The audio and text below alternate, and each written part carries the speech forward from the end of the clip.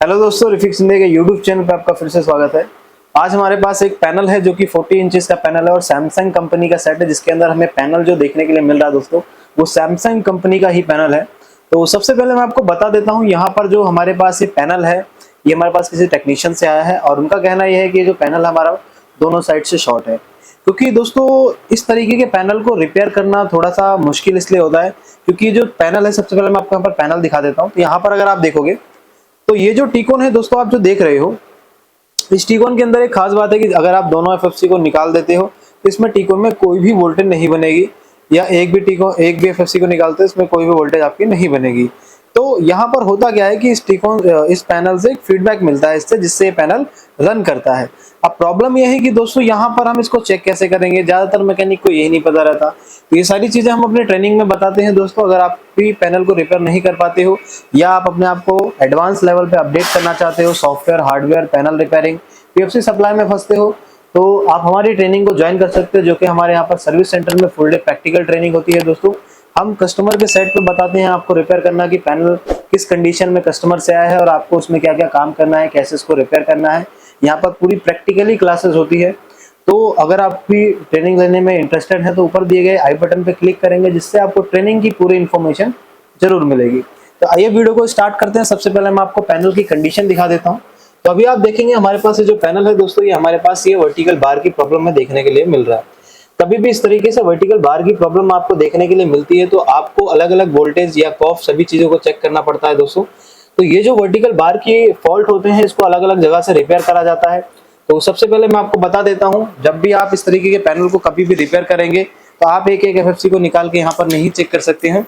अगर आपको चेक करना है तो इसके लिए कुछ हाइडन टिप्स एंड ट्रिक्स होती हैं जो हम अपने ट्रेनिंग के अंदर बताते हैं। लेकिन अभी मैं फिलहाल एक वीडियो बना रहा हूं तो इसके लिए मैं आपको पूरी डिटेल दूंगा इसके अंदर कि हम इस पैनल को कैसे चेक करते हैं, कैसे एग्जैक्टली हमें पता चलता है कि पैनल में वोल्टेज बनेगी या नहीं बनेगी। तो यहाँ पर अगर आप देखेंगे दोस्तों तो आपको यहाँ पर एक टी रेडी का पॉइंट देखने के लिए मिल रहा है।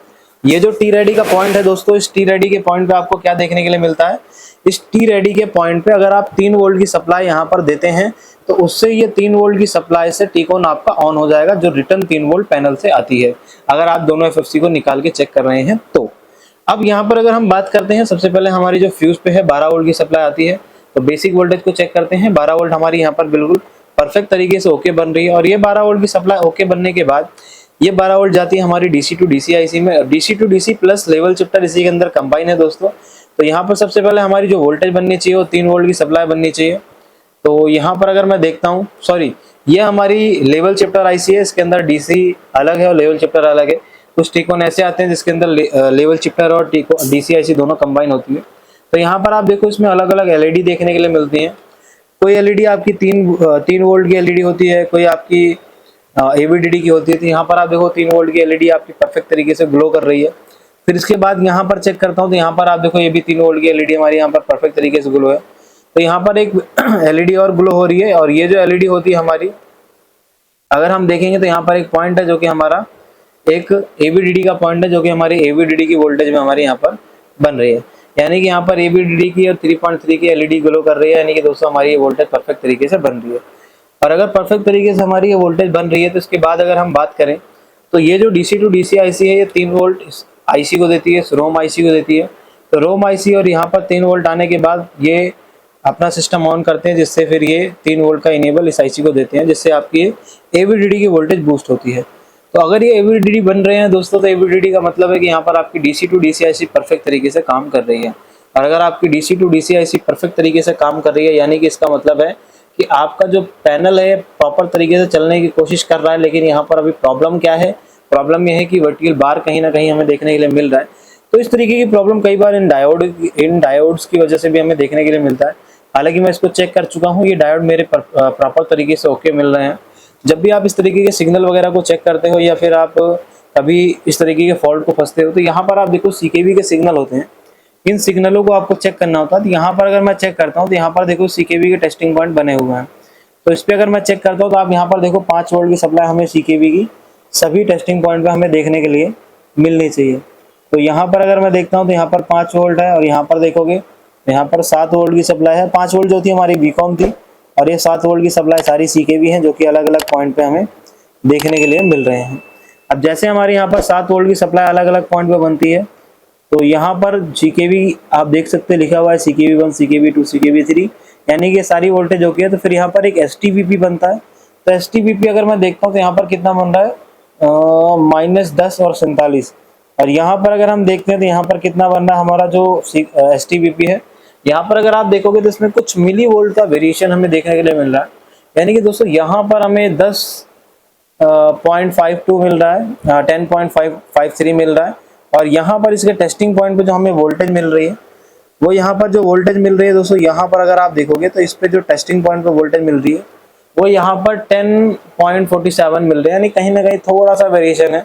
और इस वेरिएशन का कारण क्या है कि यहाँ से रिटर्न वोल्टेज आ रही है, इसलिए हमें यहाँ पर कम वोल्टेज मिलता है। क्योंकि जब भी रेजिस्टेंस की आउटपुट पे जो वोल्टेज है वही हमें यहाँ पर इसके टेस्टिंग पॉइंट पे मिलनी चाहिए। अगर नहीं मिलती तो यहाँ पर हमें एक जंपर लगाना है, और जंपर लगाने के बाद अभी हम चेक करेंगे कि इसकी क्या कंडीशन रहती है हमारे पैनल की, क्योंकि ये बहुत ही माइनर सा फॉल्ट है।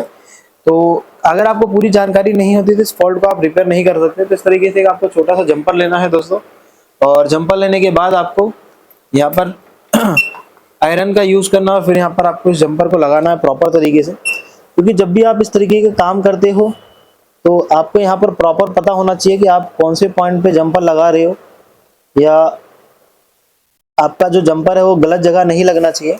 यदि ऐसा होता है तो कहीं ना कहीं आपकी प्रॉब्लम जो है वो बढ़ सकती है। तो अभी आप देखोगे यहाँ पर मैंने स्टैक को यहाँ पर प्रॉपर तरीके से ऐसे लगा दिया, और लगाने के बाद अभी हम सेट को ऑन करेंगे, और ऑन करने के बाद यहाँ पर डायरेक्टली हम पिक्चर को चेक करेंगे, क्योंकि सारी वोल्टेज हमारी बन रही थी। तो यहाँ पर हम मीटर की प्रोब को निकाल देते हैं, और डायरेक्ट अभी हम पिक्चर की कंडीशन देखते हैं कि क्या कंडीशन हमारे पास रहती है। तो अभी क्या है कि मैंने जैसे यहाँ पर इसको लगाया, तो उसको लगाने के बाद यहाँ पर अगर मैं पिक्चर की कंडीशन देखता हूँ कि पिक्चर की क्या कंडीशन रहती है, तो अभी आप देखो कि यहाँ पर हमारी पिक्चर परफेक्ट तरीके से देखने के लिए मिल रही है। इसमें कोई भी लाइनिंग वगैरह नहीं मिल रही। अभी आप देखो यहाँ पर पिक्चर प्रॉपर तरीके से हमारी बन रही है दोस्तों। तो ये जो पिक्चर है हमारी, इसमें थोड़ा सा वेट करते हैं। अभी बीच में हमारा यहाँ पर नो सिग्नल वगैरह आएगा, थोड़ा सा वेट कर लेते हैं, देखते हैं क्या कंडीशन रहती है। अगर अभी भी सिचुएशन सेम रहती है, कुछ भी सिम्टम दिखाता है, तो उसके अकॉर्डिंग रिपेयर करते हैं। लेकिन अभी आप देखो यहाँ पर कोई भी स्कैनिंग लाइन नहीं है, प्रॉपर तरीके से हमारा सेट चल रहा है। तो इस तरीके से दोस्तों आप भी किसी भी पैनल को आसान तरीके से रिपेयर कर सकते हैं। अगर आपको वीडियो पसंद आई हो तो वीडियो को लाइक करें, शेयर करें और चैनल को सब्सक्राइब जरूर करें। Thank you friends.